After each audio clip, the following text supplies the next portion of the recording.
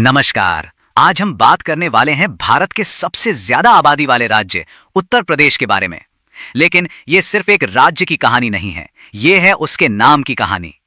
एक ऐसा सफर जो हजारों साल पुराना है और इस धरती के इतिहास, सभ्यता और संस्कृति में गहराई तक समाया हुआ है। हम अक्सर सुनते हैं नाम में क्या रखा है, लेकिन जब बात उत्तर प्रदेश की हो तो इसके नाम में एक पूरा का पूरा इतिहास छिपा है। एक ऐसा इतिहास जो हमें सीधे भारत की जड़ों तक ले जाता है। उत्तर प्रदेश सुनने में कितना सिंपल लगता है ना? मतलब उत्तरी राज्य। पर इस सीधे साधे नाम के पीछे एक ऐसी कहानी है जिसे बनने में सदियां गुजर गईं। तो चलिए इस कहानी के पन्नों को एक एक करके पलटते हैं। पता है, ये जो इलाका है ना, इसकी पहचान हमेशा से एक जैसी नहीं थी। जैसे जैसे वक्त बदला, बड़े बड़े साम्राज्य आए और गए, वैसे वैसे इस जमीन का नाम भी बदलता गया। ये एक ऐसी भूमि रही है जिसके कई नाम हुए हैं। जरा इस टाइमलाइन पर नजर डालिए। मतलब पिछले 200 सालों में ही देखिए कितनी तेजी से नाम बदला है। 1836 में इसे कहते थे नॉर्थ वेस्टर्न प्रोविंसेस। फिर 1902 में यह बन गया United Provinces of Agra and Oudh. फिर 1937 में इसे छोटा करके सिर्फ यूनाइटेड प्रोविंसेस मतलब यूपी कहने लगे।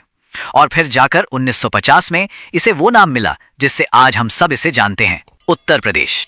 तो चलिए थोड़ा टाइम में पीछे चलते हैं, बहुत पीछे, और सुनते हैं प्राचीन भारत की वो आवाजें जहां से इस कहानी की असल में शुरुआत हुई थी। बहुत पुराने जमाने में इस जमीन को आर्यावर्त या मध्य देश के नाम से जाना जाता था।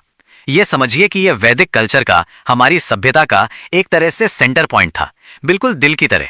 और ये सिर्फ कोई ज्योग्राफिकल एरिया नहीं था, अरे ये तो हमारे महान महाकाव्यों की जमीन थी। सोचिए, रामायण काल में भगवान राम की जन्मभूमि अयोध्या यहीं थी। महाभारत के दौर में हस्तिनापुर और मथुरा जैसे बड़े बड़े केंद्र वो भी यहीं थे। और इतना ही नहीं, कोसल, वत्स और पांचाल जैसे जो ताकतवर महाजनपद थे वो भी इसी मिट्टी पर पनपे। इतिहास ही नहीं, आध्यात्म का भी ये एक बहुत बड़ा केंद्र था। यहीं सारनाथ में भगवान बुद्ध ने अपना पहला उपदेश दिया था और कुशीनगर में उन्हें महापरिनिर्वाण मिला। तो बौद्ध धर्म के इतिहास के लिए भी ये जगह बहुत बहुत ज्यादा जरूरी हो गई। अब कहानी को थोड़ा और आगे बढ़ाते हैं। वक्त का पहिया घुमा और हम आ पहुंचे मध्यकाल में। ये वो दौर था जब ये इलाका बड़े बड़े साम्राज्यों का एडमिनिस्ट्रेटिव और कल्चरल हब मतलब दिल बन चुका था। मुगल काल में इसका एक नया नाम पड़ा, सूबे हिंद। ये नाम ही अपने आप में बताता है कि शाही ताकत के लिए ये कितना अहम हो चुका था, पूरे हिंदुस्तान का सूबा। ये जमीन दो बड़े बड़े राजवंशों की गवाह रही। पहले दिल्ली सल्तनत, जिसके टाइम में आगरा, जौनपुर और कन्नौज बहुत जरूरी एडमिनिस्ट्रेटिव सेंटर्स थे। और फिर आए मुगल, जिन्होंने तो आगरा को अपनी शाही राजधानी ही बना लिया।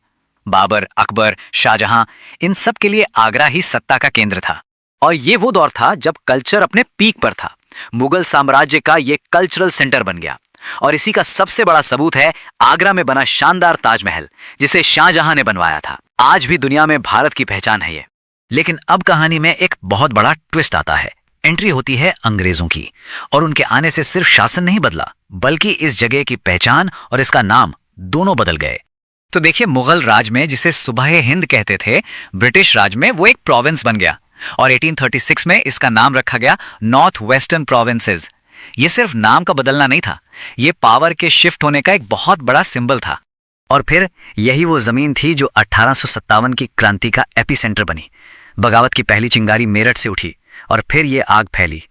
कानपुर में नाना साहब ने मोर्चा संभाला, लखनऊ में बेगम हजरत महल ने, और झांसी में तो रानी लक्ष्मीबाई ने इतिहास ही रच दिया। मतलब विद्रोह की आग का सबसे बड़ा केंद्र यही इलाका। चलिए अब इस कहानी के आखिरी पड़ाव पर चलते हैं। वो दौर जब भारत आजाद हो रहा था और अपनी एक नई आधुनिक पहचान बना रहा था। और वो तारीख थी 24 जनवरी 1950। जी हाँ, यही वो दिन था जब यूनाइटेड प्रोविंस का नाम ऑफिशियली बदलकर उत्तर प्रदेश कर दिया गया। और यहीं से इसे मिली अपनी मॉडर्न पहचान। आज उत्तर प्रदेश सिर्फ एक राज्य का नाम नहीं है, ये भारत का सबसे ज्यादा आबादी वाला स्टेट है। पॉलिटिक्स हो, कल्चर हो या एजुकेशन, हर लिहाज से ये देश के लिए बहुत जरूरी है। और इसलिए हर साल 24 जनवरी को उत्तर प्रदेश स्थापना दिवस मनाया जाता है, इसी लंबे और शानदार सफर को याद करने के लिए। तो आर्यावर्त से सूबे हिंद और फिर यूनाइटेड प्रोविंसेस से उत्तर प्रदेश तक का ये सफर। सोचिए, एक नाम जिसे बनने में हजारों साल लग गए। अब सवाल यह है कि इस कहानी का अगला चैप्टर क्या होगा।